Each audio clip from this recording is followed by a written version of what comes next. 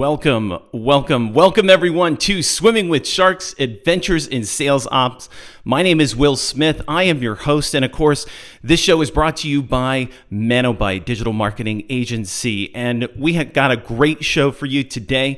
We're going to try to keep it concise because let me tell you, the experience on Doug Brown, our guest today, is fantastic, and I'm so looking forward to talking with him. There are so many different ways that I can go. I just met the guy, but I'm excited to talk to him. So let's get started and let's talk about today's adventure. In today's adventure, of course, you're listening to the introduction right now. And our guest is Doug Brown. That's right. You'll be hanging out today with Mr. Smith and Mr. Brown. These are our real names, and we are real people, and we're coming at you live. So wherever you are tuning in from, please let us know where that is. If you're a digital nomad and you are enjoying your time in the Barbados, we want to know that. So please comment, react on Facebook, on Twitter, on YouTube, wherever you are tuning in from. Let us know. We're going to wrap things up. And of course, today, our interview and our guest, that's where we're going to spend most of our time, because Doug Brown has got some pretty interesting experiences that he's going to share with you. So not only is he a sales trainer, not only is he an author. Anyway, I'm getting ahead of myself. You'll get to meet him in about 1 minute, 1.5 minutes. And then after we finish with our interview with Doug Brown, of course, you'll be blown away. And we're going to leave you with a question of the day, and that is geared so that you guys can go ahead and you can get to start a conversation, get to know us. Let's talk over social media or through email, whatever your favorite way is to answer the question of the day. And of course, we'll wrap things up with until next time.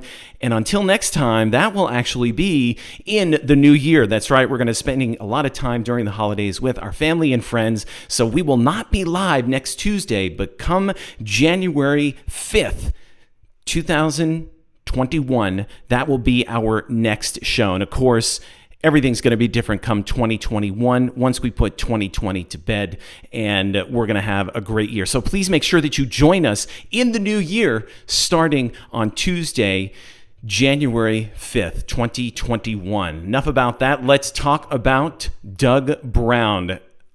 I love this first bit of information here. He sold music equipment to Aerosmith, great band, Boston, Billy Joel, which is my favorite. I'm a Long Island boy, born and bred, and of course that's where Billy Joel is from, and there's so many great, I'm in a New York state of mind already.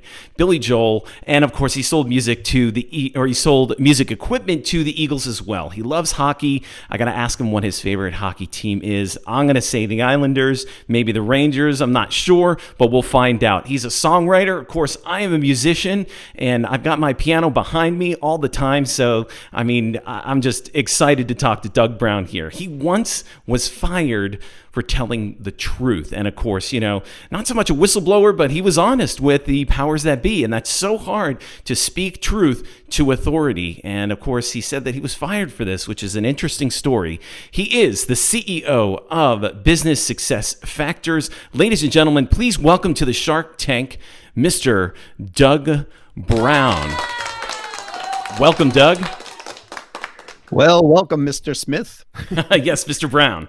Mr. Brown, that is correct. The real name's here. Yeah, I sometimes tell people my name, and they're like, no, seriously, let me see your license. I do not believe you. So I have had people say the same thing to me.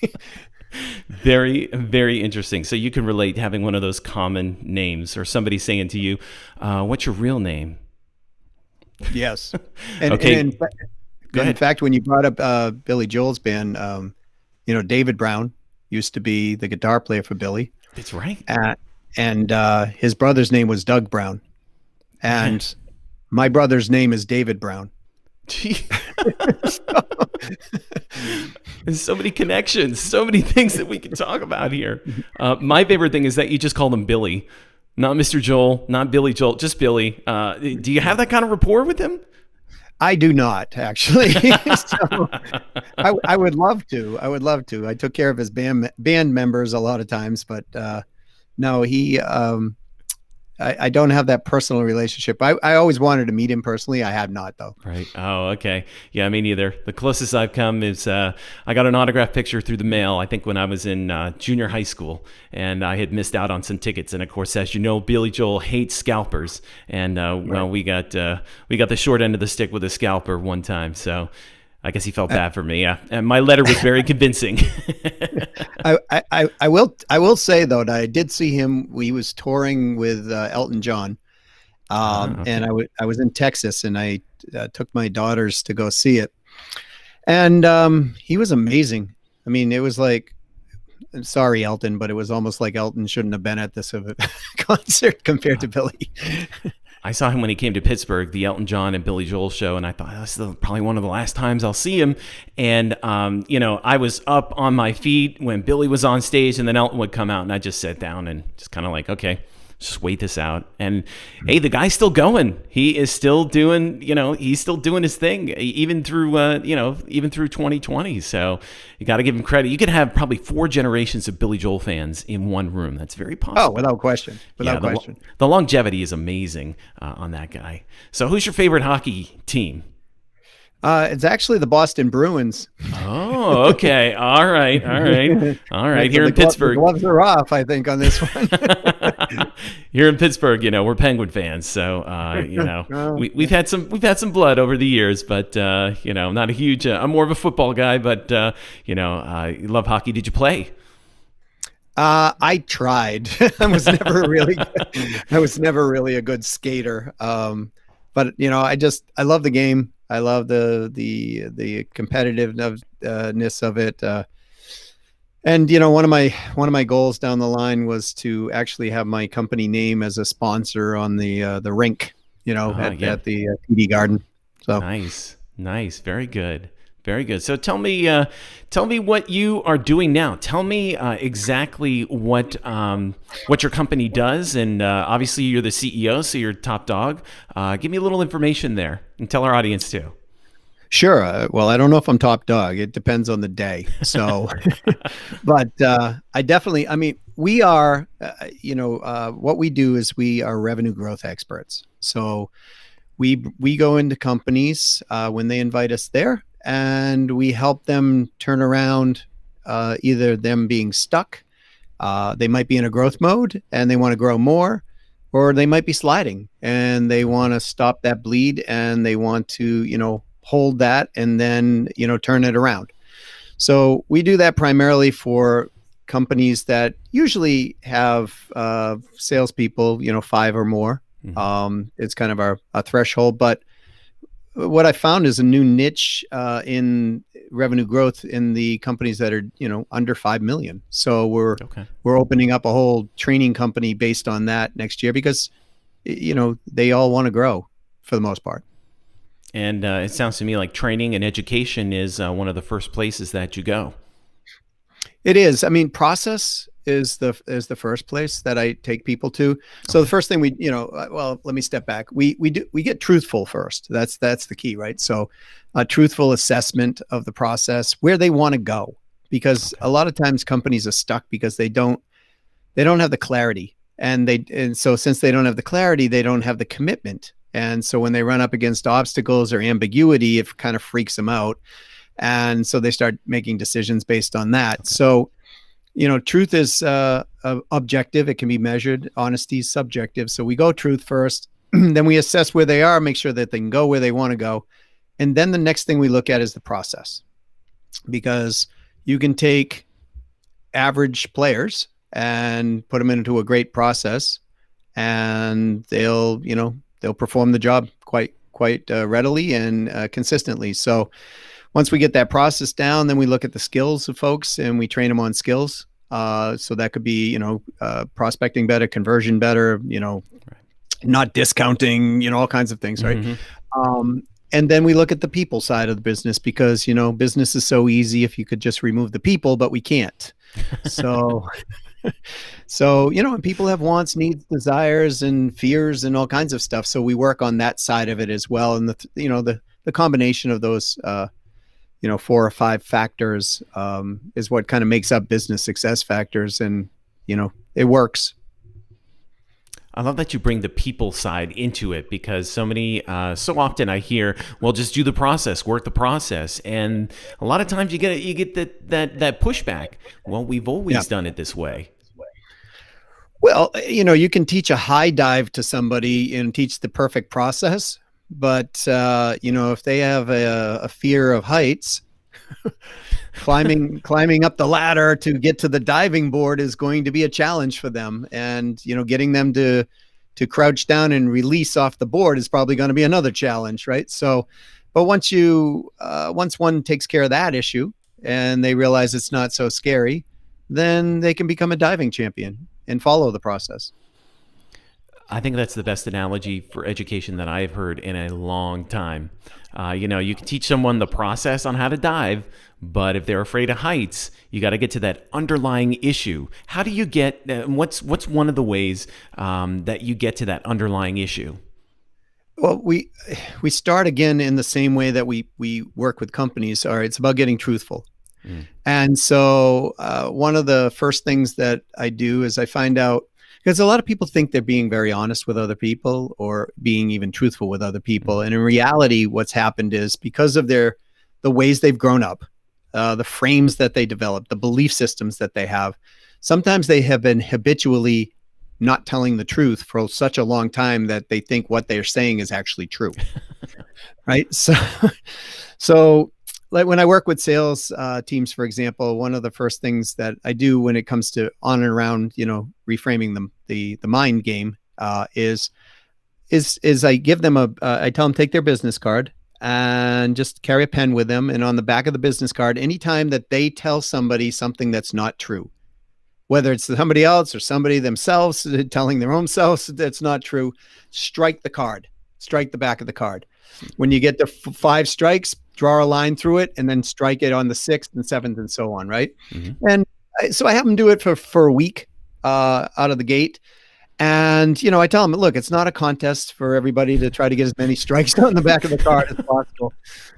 But, if it's that, it's that. And I've not had one person come back without a strike on the card.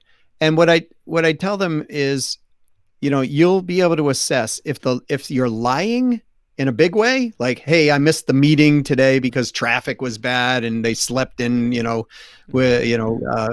hour later or whatever, or, just a tiny little like lie to themselves or to lie to someone else. They embellish the truth. It's not true. Like when you asked me about Billy Joel, it's like, yep, I did sell to his band for sure, but I did not, Billy and I didn't meet. Right. So, but I could easily have said, oh yeah, no, I don't have contact with Billy any longer. Right. Or something like that.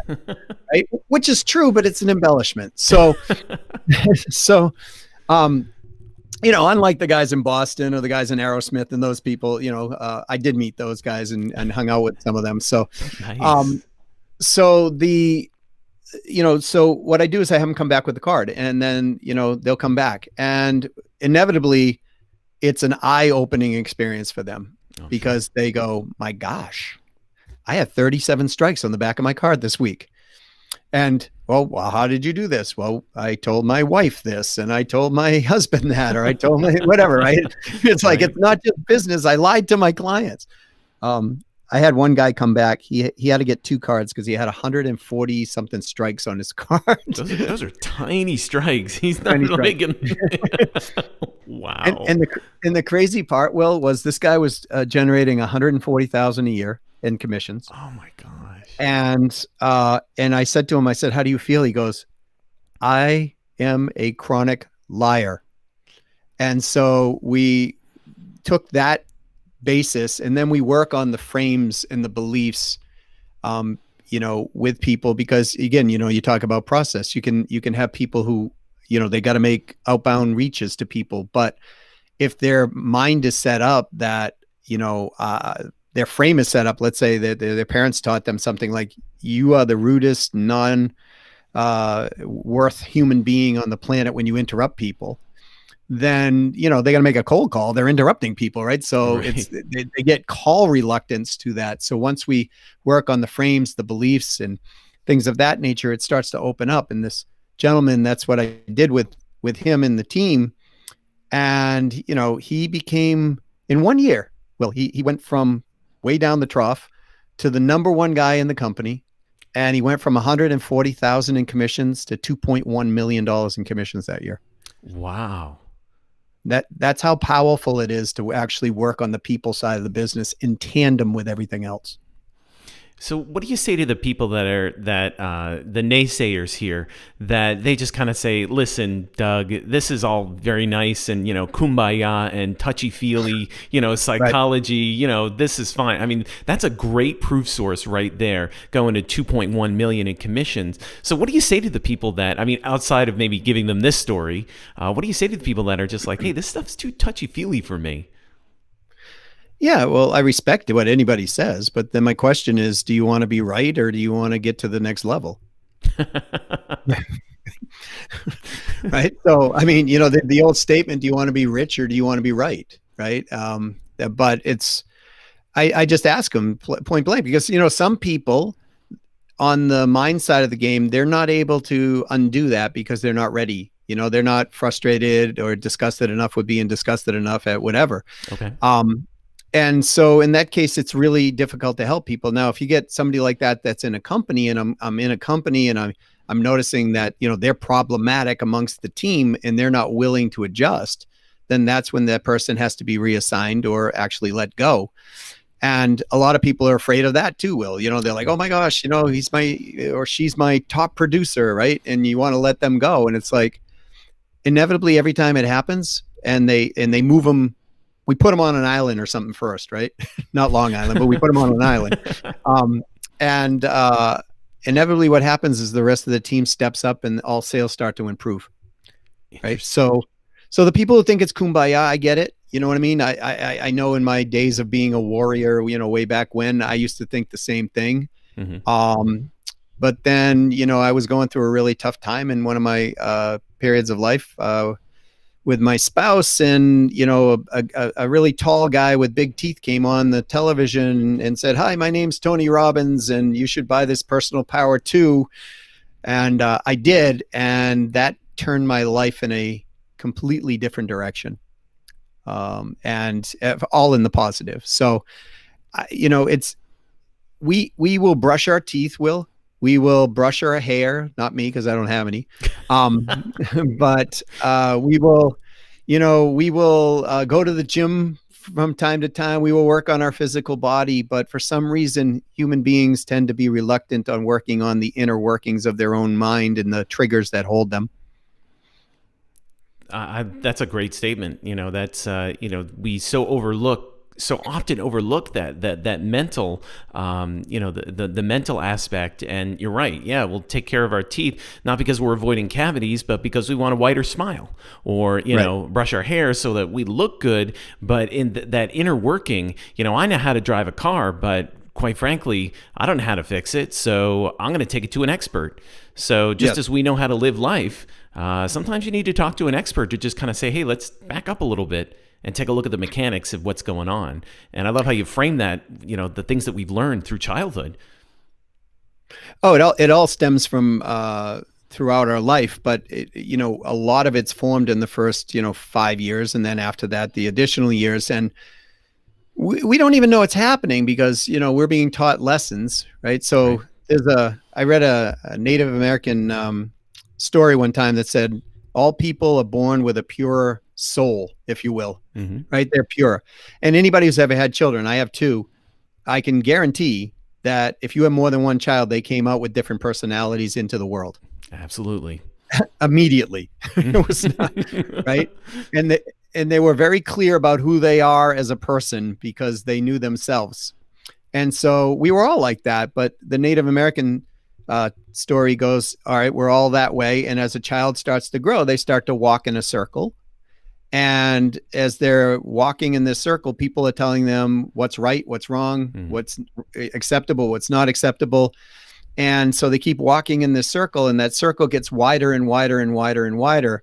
And eventually, over time, I find it happens somewhere for most people between the ages of 34, 35, and 55, right in that area, that person gets so far from that true center because they've been walking around in a circle and widening it out so long that they can't feel themselves anymore. So they start turning around trying to make it back to that center, right? And so they walk all the way back to the center. Those who get back to the center, all of a sudden their lives change, magically, right? So it's not kumbaya. It's not let's hug in a circle and those type of things. It's about really getting to the root cause of the triggers that are causing somebody to run a habituated behavior that's not serving to them or other people.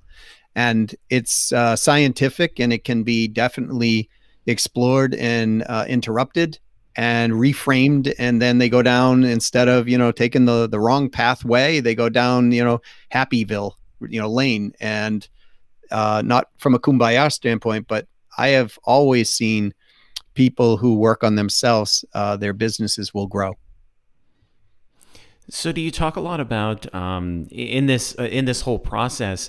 Do you see a lot of people that once they have success, not only in their sales and everything, but they also have that personal life success and experience? Do you see that? I do. It's not as common as I'd like to see it, but it's definitely when somebody is like, one of the things that let me step back.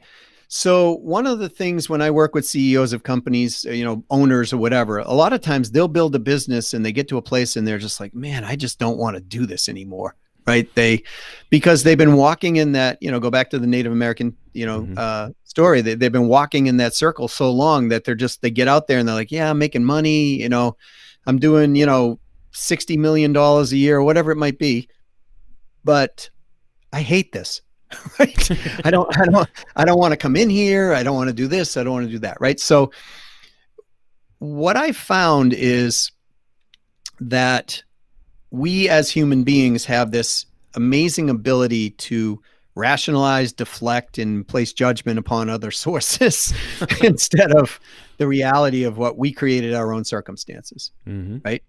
And yes, prior to us creating our own circumstances, someone might have actually wronged us, or, might have grown up in an environment where good was never good enough, or whatever it might be. But we as adults are nothing more than the extension of our childhood. And so, we're in bigger bodies, we look different, but we have mortgages. We have mortgages. We have a lot more things to pay for. Responsibility, right. Right.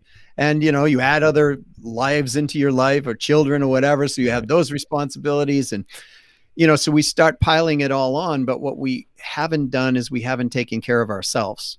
And so a lot of times when I work with a CEO or an owner of the company, we work on both sides. I'll definitely work on the ROI, the tangible, let's fix process, let's fix this, let's fix that. And confidence goes up. And yeah, exactly. Right. And then, but to get that other side of life that you're talking about, where life just seems to flow and it's magical, you've got to work, one has to work on the other side of it. And so I'll never forget this gentleman I worked with. He was a very successful financial, we'll call him wealth manager, right? Okay. And he and his brother had this company, and they were kind of stuck in revenue, and he was stuck in his income. He was still doing all right. He was making like $450,000 a year or something. And so he came, and they wanted the business to grow. And he kept telling me, my brother is doing this. My brother is doing that. My brother's a womanizer. My brother's, picking up clients. He's doing this. And it was like all about his brother. Mm-hmm. So once we started working together on the business, and then working, reframing what's going on, or at least exposing what's going on, it changed. Like all of a sudden the business started growing, and his brother was no longer as much of a problem as he used to be. And as we went along, the business was growing again, and he started realizing like, oh, geez, I'm creating all of this. And his brother became less of a priority at that point. But then it turned to, my wife has gained a lot of weight, and that's the reason I'm unhappy. Right. So we worked on those frames, and we worked on those things. And his wife actually responded in kind because she was depressed, right? Because of the relationship. So she took off the weight. And in about 8 months, they had exactly what you're talking about. He had a company that almost doubled in 8 months. His income was significantly going up, and he and his wife were going on out on dates like they were dating teenagers again. And, and his life just was in a flow state. So, we can work on the mechanics, but yeah, we can work on the process. We can work on skills of people, but we must address the people side of the equation if we want true flow.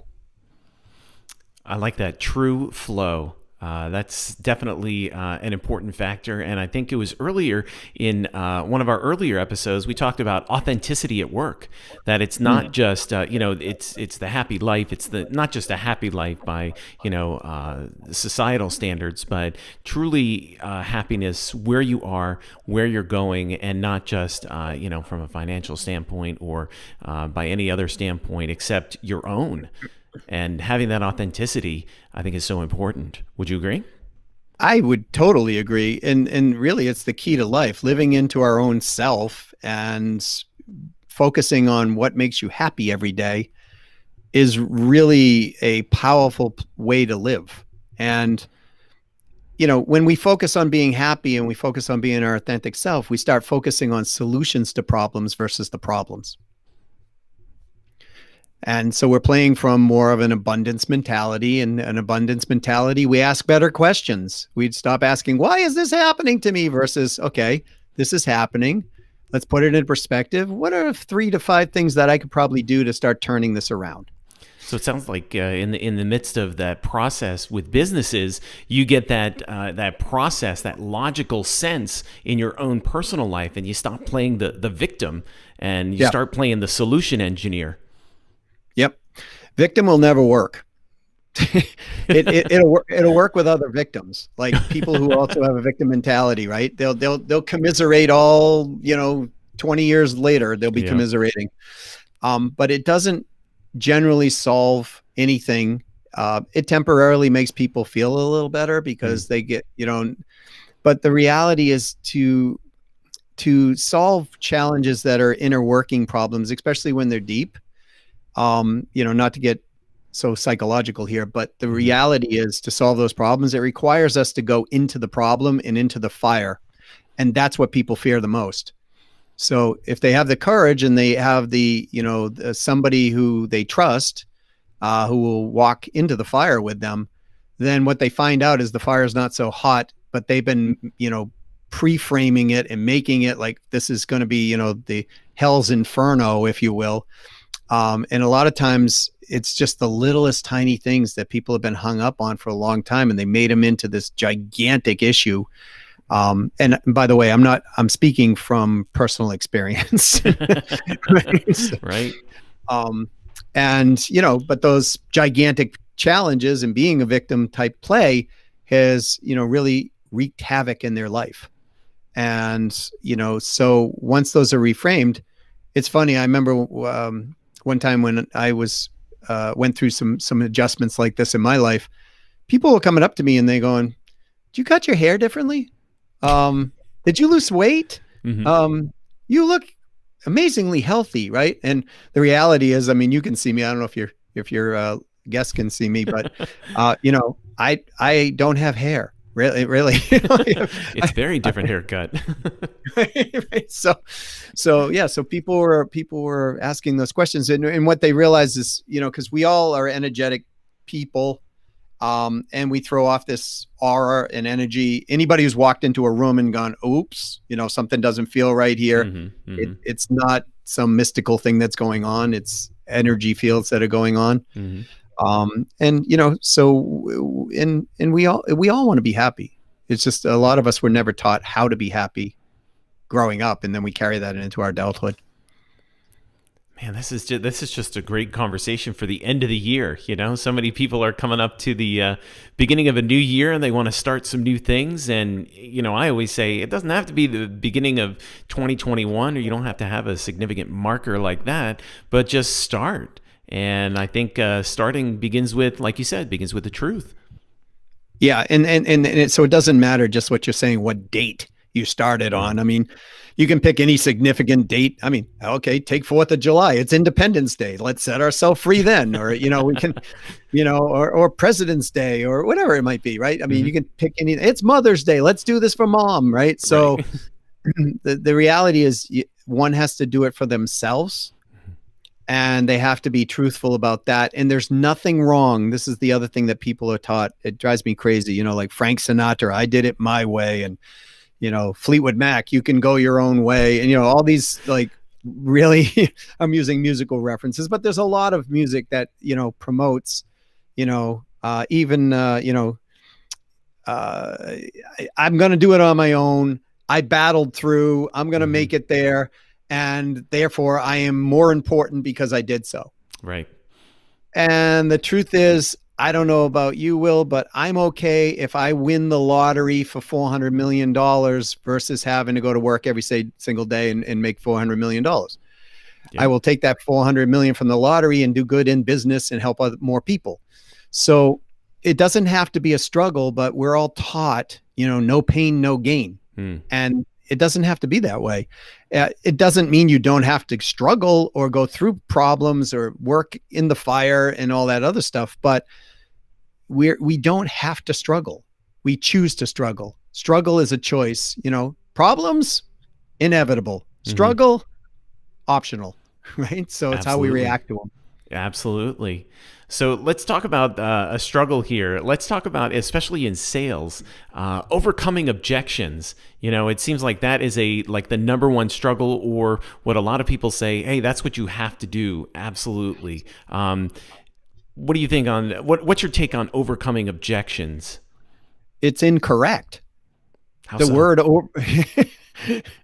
it's so look, objections are usually one of the top 3 things that people struggle with. Right. And normally it's prospecting, objections, and closing, which all kind of go back to what we were talking about before on some around the people side. But overcoming objections is not what one wants to do. We want to play win-win. We want to resolve an objection.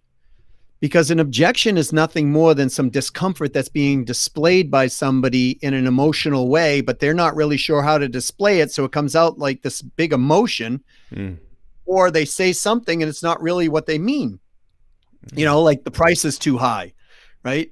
It's not necessarily that the price is too high. It might be that I'm, as a buyer, I'm fearful because if I make the wrong decision, and I have before, I'm apt to lose my job. But they're not going to tell you that right out front unless you have this huge amount of rapport built with them. So they'll throw you what people are called classically called a sales objection. And a sales objection is nothing more than a fear, a discomfort. Now, discomfort could be tiny or it could be large. Right. But it's a fear that they're now framing, and what they do is they take that fear and they go, uh-oh, it's either we put it out into the future or we pull from the past and we bring them both right into the present. Oh. And so what ends up happening is that fear gets magnified. And so they're defending themselves. Right. And so if we try to overcome that, we try to crush it, which is what, back in the old days, they taught about, oh, well, if this person says this line, you say that line. Right. Yeah. The script, the old script, stick to the script. Exactly. But if that script, well, your price is too high. Your price is too high, right? And you come back like that, that script might be pushing more fear into that individual. And once that fear is now being pushed into that individual, they're going to justify that their fear is real, number one. And number two, they're going to anchor it to the person who's pushing it in. Oh, okay.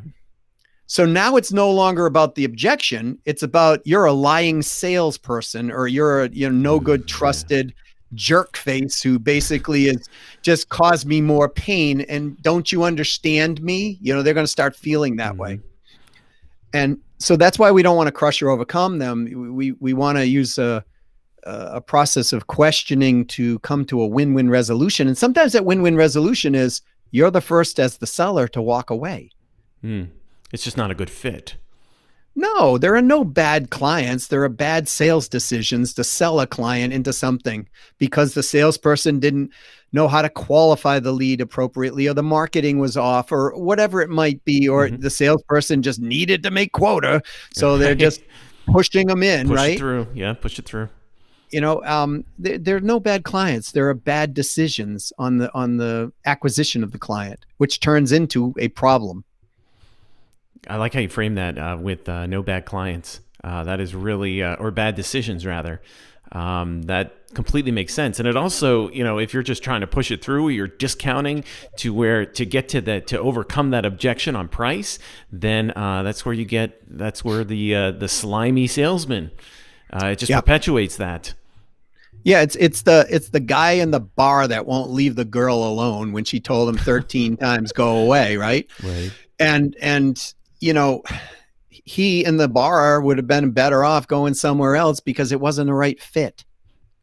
But his ego got invested in it, Right. and therefore his will to win continues to keep going, and he'll never get the date because it's not about trying to get the date anymore for her. It's about he's not a reasonable person that she ever wants to even deal with, right? Exactly. So look, sales is nothing more than human communication. And conversion is nothing more than positive communication for a win-win outcome based on something they're trying to solve. And if we don't get to that challenge first, those frustrations, the fears, the pains, the understanding of what's going on, and we get an objection and we just try to overcome it or come down over the top of it and just, put this person down out of their misery, so to speak, from the sales perspective, like, oh, we'll do this, we'll crush it, and we'll just move on with the sale. And once they get this, they'll be perfect, right? We're doing everybody an injustice, and you don't have to sell that way. You can sell more legitimate. The guy was telling you about 140,000 to 2.1 million. Right. It's exactly what we're talking about. He stopped playing that game. He stopped trying to crush people. He started helping them to resolve in a win-win fashion what they wanted anyways, but they were fearful of it. And he helped them cross the fear bridge or the fear gap. And all of a sudden now they're buying and buying more, and they're loving him and referring him to other people. He wasn't getting any free referrals in the past. He was getting tons of them. Right.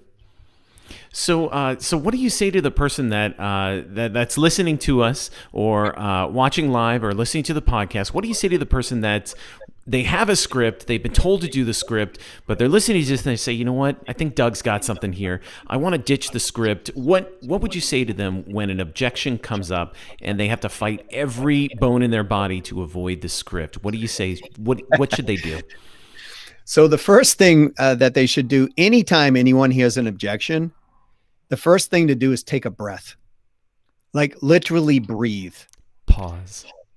Right. Because if we take a breath, that gives us enough time not to run down the habitual path that we've been trained to run down, including the script. Right. Right. So you take a breath. And the second thing is ask yourself this question. I wonder what would have made this person say this to me? What could be 2 or 3 things that would have made them say that? So you're going to get curious, not confrontational. And so the fact that you interrupt the pattern in the beginning just by breathing, and now you start asking questions of curiosity, you're going to now start coming around to playing win-win, because it's no longer about you're going to win and they're going to lose. So once you get to the place where it's curiosity, the next thing to do is you need to start validating it with the person, and then start asking questions. What type of questions? Questions that get them to talk. Questions around how. What might be the root cause of, but you're not going to ask them directly that way, but what might be the root cause of what's going on? That's what you want to know, because I call it the real Will. Mm-hmm. It's the real thing that's going on. So you get that through questioning. Now, speaking of questions, think before you speak. Because if one doesn't think before one speaks, then what ends up happening is one ends up blurting something out that makes the girl in the, on the other side of the table roll her eyes and say, forget it, I'm done with this jerk. Right. So you want to ask questions that care. Like you're truly trying to figure out what's going on with this individual Just as if you took a butterfly and it landed on your hand and you looked at that thing and you're asking questions like a child would ask, like, I wonder how this thing flies, or, I wonder what it's thinking. I wonder, does it have a family? All these type of questions that are coming in, you want to ask in the sales context. And don't be afraid of asking a lot of questions. And so you want to question. And then once you ask enough questions, you give them answers and reward them for actually giving you real information. You compliment them. A lot of times, like when I get an objection, the first thing I'll do right out of the gate, I breathe. I ask that question, why with it? And the next thing I'll do is I'll compliment them. I'll say something like, hey, Will, I really appreciate you bringing this forth. This is what I'm hearing. And I really appreciate that, because not a lot of people would have the courage or the respect for me to actually tell me the truth. And so now I know how to deal with it. So I really appreciate that. Will, can I ask you a few questions maybe on and around this? Right. So we now start getting permission. Mm-hmm. And, if you say yes, then I ask my first question. And the question is, what some people would deem as open-ended questions, right? Right. Mm-hmm. But non-threatening, open-ended questions. Get them to talk, because they are in fear. And if anybody's ever experienced somebody who's upset or angry or fearful or whatever, a lot of anger is just based in fear. Exactly. When we get them to talk, it starts diffusing the emotion that is attached to it, because now they feel like they're being heard, they're being validated. And so now you can get to the real root of what's going on. Oh, that's the pause, I think, is vital to all of this, because especially when you've memorized a sales script, your first instinct is to, I know this one, and just, like you said, blurt it out. So asking more questions, being surgical with your questions so that you can really get to the root of it. That fantastic. Thank you. That is good stuff. I think that's a rewind moment for the podcast there. That's an excellent process to follow. Tell me about. Well, can I? Go ahead. Oh, yeah. I'm sorry. Could I say one thing more on scripts? Absolutely. Here's the challenge with tightly holding to a script. The other person on the other line that you're dealing with, that one's dealing with in the conversation, doesn't know you have a script, and they don't know what their part of the script is supposed to be. It's a one-act play with with two players, but only one has the script. That's right. And you're asking the other person to improvise on everything that's going on. It's not fair to the other individual. Oh, that's perfect. It's not fair. It's not fair to your prospect. I think that's great. Let's talk a little bit more. Let's talk a little bit about prospecting. I heard so many times that, it's 2020, it's the pandemic, all this is going on. I don't want to go out and ask people to buy something. I don't want to prospect anymore. What's your take on prospecting? It's the number one thing that everyone has to do, that they should be doing, that most people don't do. Right. So, if somebody's saying, it's 2020 and I shouldn't be interrupting people and asking them to go help them, then my question is, okay, do you really want to be in sales? Because sales is about helping other people. It's not about you making a commission. That's an end byproduct, you helping a ton of people, making lots of commissions. So, but that goes back to the people thing that we were just talking about, Will, right? They have this frame that's like, okay, now I can say, confidently, this year we grew by 20.4%. From last year. And Will, if you look, I don't know if you can see it, but it's kind of up on the top of this first board behind me. There are 12 different ways we are going after prospecting in this quarter and in 2021. Oh, wow. So, and some of them are direct response, where we want a direct response and we want to engage. And some of those are some branding where we want to build around that and then move them to a conversation. But what I've always found to be successful with anybody who, if they run a small business, they run they're a salesperson, all right, or they run a larger company, it's a must. It's not an option. Have them have a minimum of 6 different ways that they are going after business. Let's teach them how to build a marketing plan. Let's teach them individual one. Let's teach them how to build a marketing calendar, a prospecting calendar, anything that they want to throw in there, PR calendar, or whatever it is. Right. So let's teach them how to do that. And let's get 6 different ways of incoming business coming in. And when we do this, you will see that the master prospector will always outsell the master closer. Interesting. So you have 12 that you're working on. You recommend at least 6. When you work Yes. with customers, when you work with clients, what do you usually see in that first meeting? What's the number that you see prospecting ways that most people have? 2. 2. Yeah. And you're telling them that you need to get at least 6. Yeah. So it's a 3x increase over what they're Right. currently doing. The average number is 2. I mean, I'm going to date myself now, over the, numerous decades of me doing this. I have tracked this, and the average number is 2. A lot of companies, a lot of people in sales are relying on generally one incoming method. And so, I've seen companies actually turn themselves upside down because their one incoming method dries up. Right. And with 2 methods, it's not much better because, you lose, so let's say 50% of what you're doing if one of these methods dries up. So when you have 6 or more that are active, now you might try more than 6, like the 12 that we had for next year and the last quarter of this year. We've tested in the beginning and the middle of the first quarters of this year, and we've discarded some, right? Okay. I mean, and so what one does in their marketing plan, in their calendar, is they're actually grading what's happening. So, you put it out there, you make an adjustment. Oh, by the way, folks, 1 adjustment per adjustment, not 15 adjustments, because then all of a sudden things get, go worse. You don't know which one is actually the culprit. Right. So you keep adjusting and you keep grading it. You can put it on a scale of 0 to 10, 0 being it's terrible, 10 being it's amazing, or 0 to 5, or A through F if you like letter grades. And what you're looking for is A's and B's.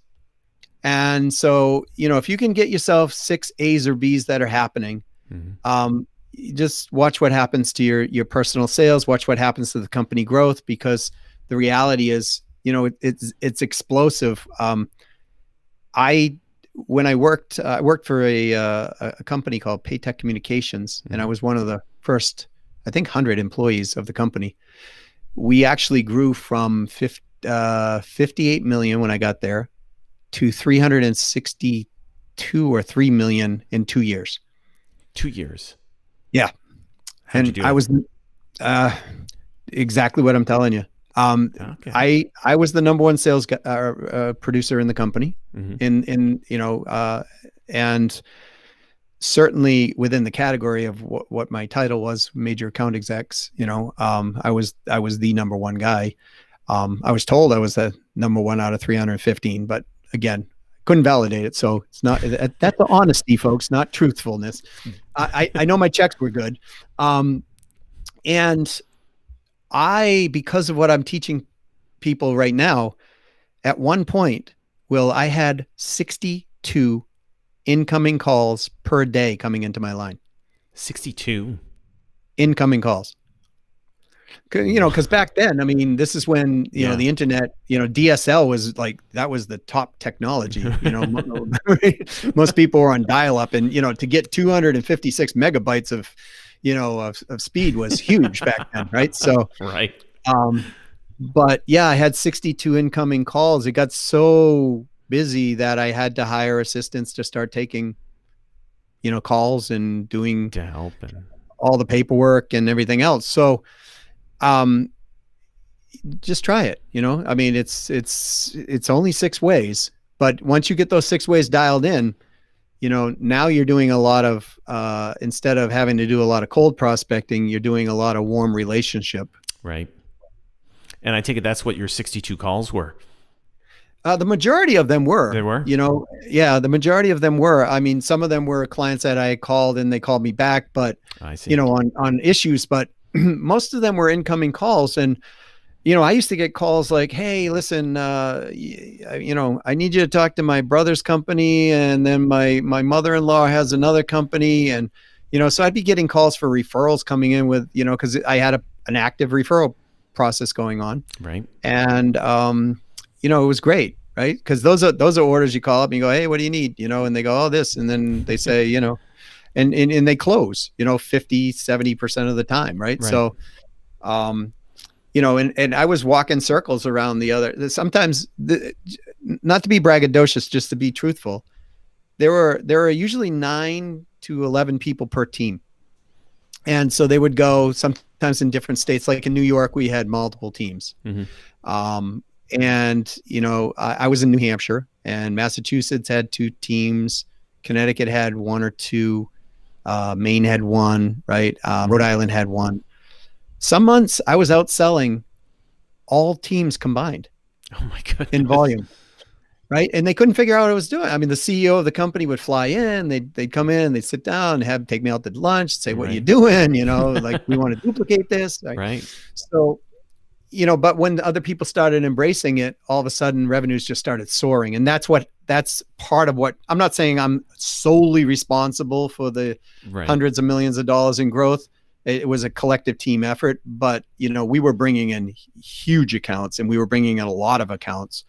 And people who embraced what I was telling them, became average salespeople, started far exceeding quota, and they loved it because they were getting 25, 50% bonuses on top of this stuff. And it was a good time. So how do you, in your own, you have those 12 listed at the top of your whiteboard there. Yeah. Give me the number that got you down to that 12. Would you say that you experimented with? Was it 20? Were you trying 30 different things? What got you down to that, paring it down to the 12? Out of the 12, so I'll say this because I have experience in doing this. Mm-hmm. I know what generally doesn't work from my clientele, clientele, it's not my first pony ride that I've been doing on this one, but out of this one, I'm just looking at everything we have here. 1, 2, 3, 4. I'd say about 16. So, we cut about 4 of them out. And most of them are A's and B's. But we also have some things on the board right now that we're still going to test to determine whether they are truly A's or B's. So that number might come down to 10 or 9, but if I'm exceeding where I want to be, I'm fine with that. Right. I don't have to be the guy who brags and says, I have 38 methods, and then the other guy goes, I got 42 and I've only got 27.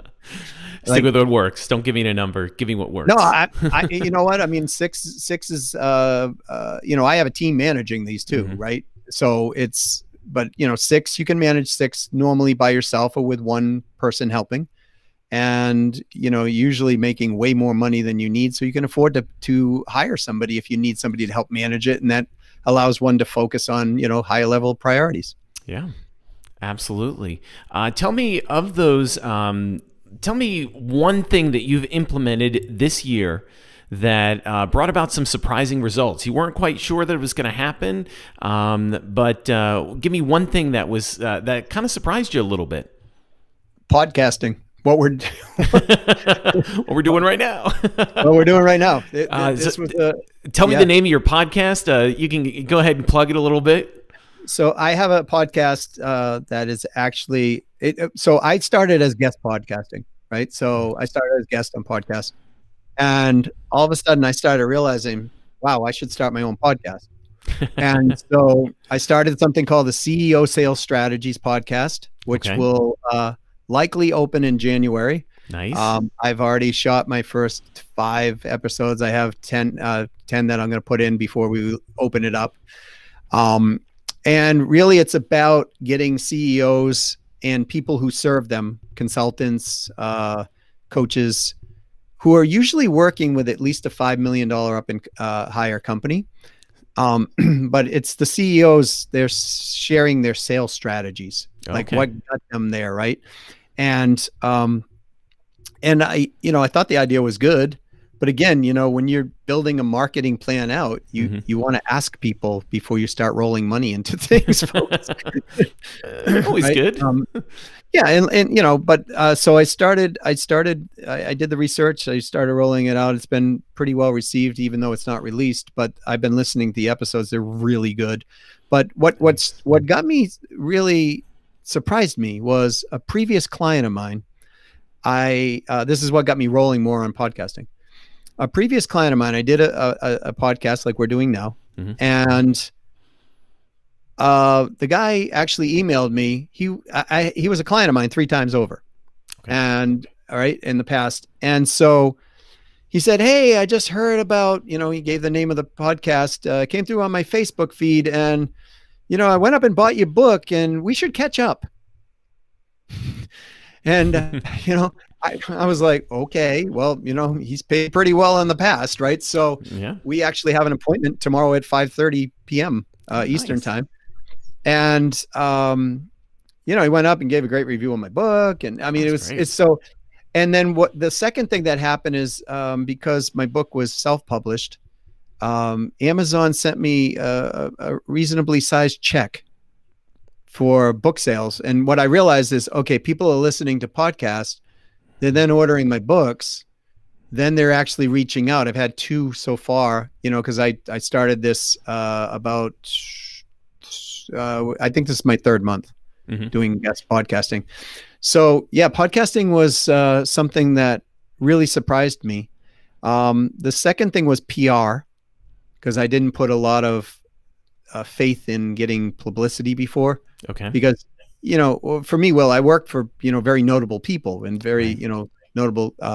So, when I tell people, hey, I was for 7 years the president of training and sales for, Tony Robbins and Chet Holmes and people like that, all of a sudden my credibility meter goes up when they know who they are anyways. Right. So, and, and I literally did increase their close rate. I more than doubled their close rates in their business. And so, when people start understanding that I was one of the guys behind the scenes driving, tens of millions of revenue additional for them, then, I don't need PR. Right. But what I did start doing is I started going out and actually using PR as a strategy to actually go after a direct response medium. And it's actually starting to pay off. So that's another one that I rolled out about 4 months ago. That actually surprised me. Did you hire someone to do the PR? Did you hire a firm to help you out? Do you have assistants, or are you doing it on your own? So I, again, I didn't know, I mean, I knew people, but I didn't know how to do PR. So I hired a coach who specialized in PR, and she taught me the ropes. And so, my daughter, who is 19 years old, is a fantastic writer and or communicator. And my grammar is terrible. Hers is impeccable. And so, she works for the company and she loves to write. And so she's like, hey, Dad, I'll take this over. And so we work every single day, which is awesome for me. Yeah. And she is the one that follows up with the reporters, and she's building relationships, and she's learning a lot of valuable stuff about sales and, communication as well. So I had that. And then so there's 2 ways of doing PR. There's just like when you're going to be doing SEO, right? In some capacities. So there's the free stuff, which you put your time, energy, and a tiny little bit of money into, or you pay for it, right? And you get placement. Yep. And that's the way it works, folks. So there it is. I do a combination of both of them. Okay. We look long range to build the relationships on the free stuff. And then I believe I have something coming out in Thrive Global, Authority Magazine, Entrepreneur, Forbes, I think is another one that's coming up for me. So, but those I paid money to get into. Yeah.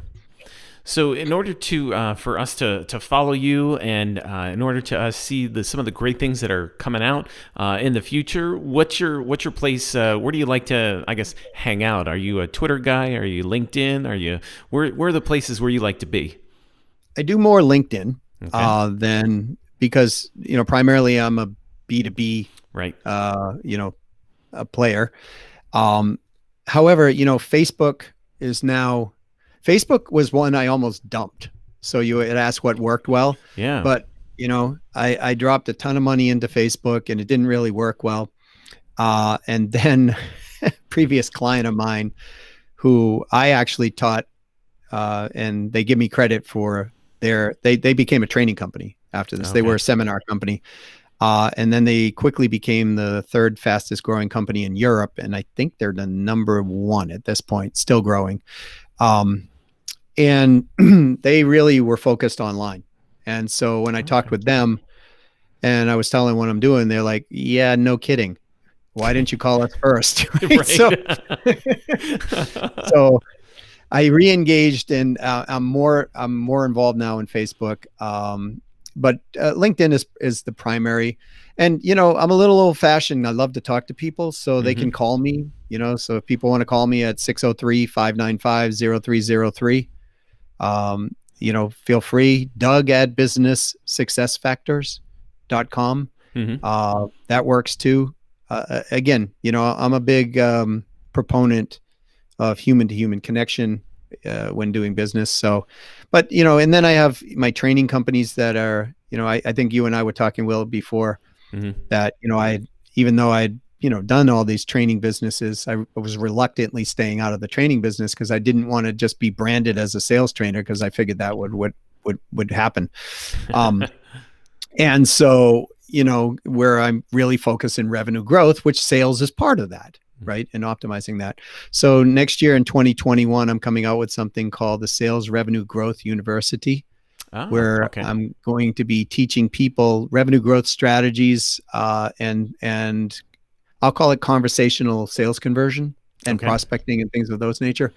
Um, so it will be a combination of sales training, but highly focused on how do you grow your Mm. revenues and your profits. That sounds great. Yeah, definitely keep us informed on how to and follow Doug on LinkedIn so you can get all the information. And last thing, let's hear about your book.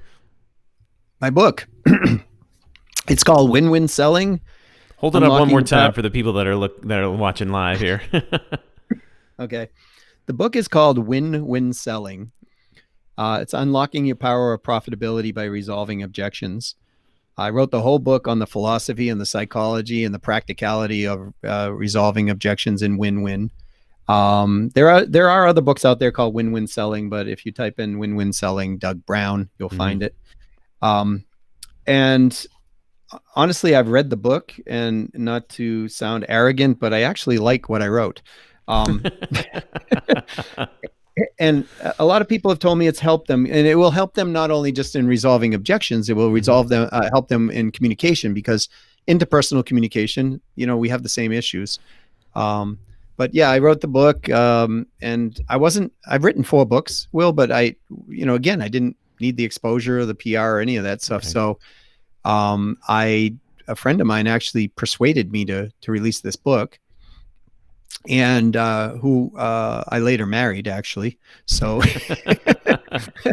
so she asked me one day, she said, "Hey, can I read your book?" And I said, "Sure." And I gave her the manuscript, Hmm. and she read it, and she called me up and she said, "Hey, why did you write this book?"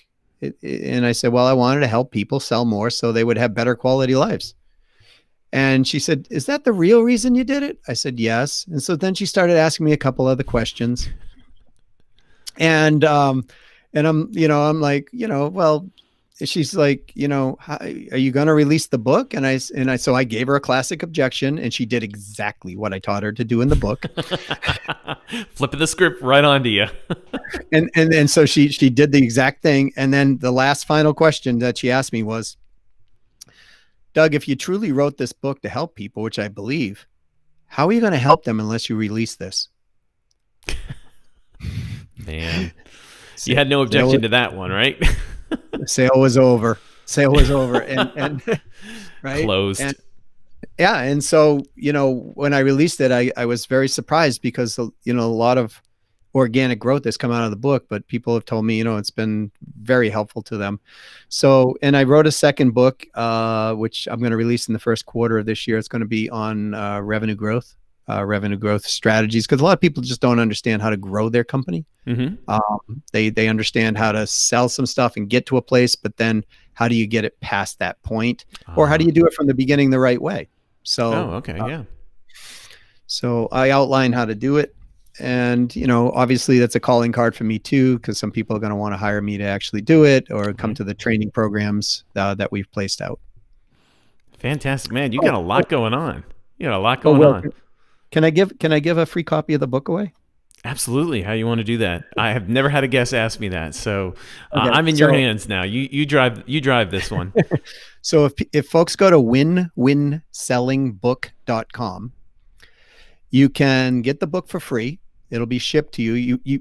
We've got to pay Amazon their shipping cost and stuff like that. It's not a lot, but you can get the book for free. And then what I put in as a bonus for getting the book is a video. We call it a mini course. So it kind of goes through the book and breaks down and some of the key points. And I start explaining more than I could in the book, because the book is written pages. Never ceases to amaze me after I read a book. I go, oh, I should have put this in the book, or I should have put that in the book. Right. So I put that into the courses. But yeah, that they can get a free copy of the book and just, pay for the shipping, and there they go. That sounds incredible. One more time. What's the website? Where do we go? winwinsellingbook.com. winwinsellingbook.com. You heard it here, folks. And that's how you can, I just put it up on my screen. Looking good. There you are, Doug Brown. It's official. It's been confirmed. So take a look at that, everyone. Doug, you got a lot going on coming up. A lot happened in this past year and a lot coming up. So I appreciate you taking the time to come on the show with us today. And this is exciting. I can't wait for your podcast to drop. I think that's going to be very interesting. I am definitely interested. And can I subscribe somehow? How can I stay updated? Just follow you on LinkedIn. How can everyone, not only me, but also our audience, how can we stay updated with the great things that you're doing?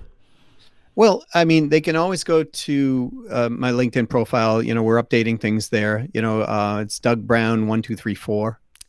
So, and if you can't find me, just type in Doug Brown Berklee College of Music. For some reason, that comes up like number one. I don't know if it's if Berklee's domain authority supersedes all the other ones that I have. It's but killer SEO at Berklee. It's unbelievable.